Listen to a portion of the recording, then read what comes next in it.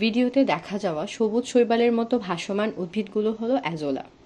নামের দিক থেকে না হলেও বাহ্যিকভাবে আমরা মোটামুটি সবাই অ্যাজোলার সাথে পরিচিত। বিশেষ করে আমাদের দেশের কৃষক ভাইয়েরা অ্যাজোলার সাথে মোটামুটি সবাই পরিচিত। অ্যাজোলা হলো একটা জলজ ভাসমান ক্ষুদ্র ফার্ন জাতীয় উদ্ভিদ। জলাশয়ে ও ধান খেতে প্রচুর পরিমাণে অ্যাজোলা জন্মে। এগুলো জলাশয়ের অনেকটা সবুজ শৈবালের মতো ভেসে বেড়ায়।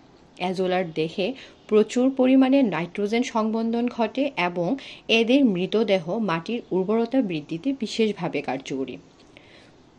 দেখা যায় প্রতি হেক্টর জমিতে মাত্র 2 টন অ্যাজোলা নাইট্রোজেন পুষ্টি এবং প্রচুর জৈব পদার্থ সরবরাহ করতে পারে।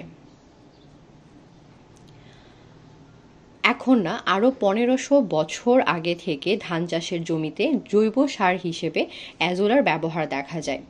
তারা অ্যাজোলার বর্তমান এত পুষ্টি গুণাগুণ সম্পর্কে ধারণা না থাকলেও তারা জৈব সার হিসেবে ধানের জমিতে উপকার হয় বলে অ্যাজোলা ব্যবহার করত।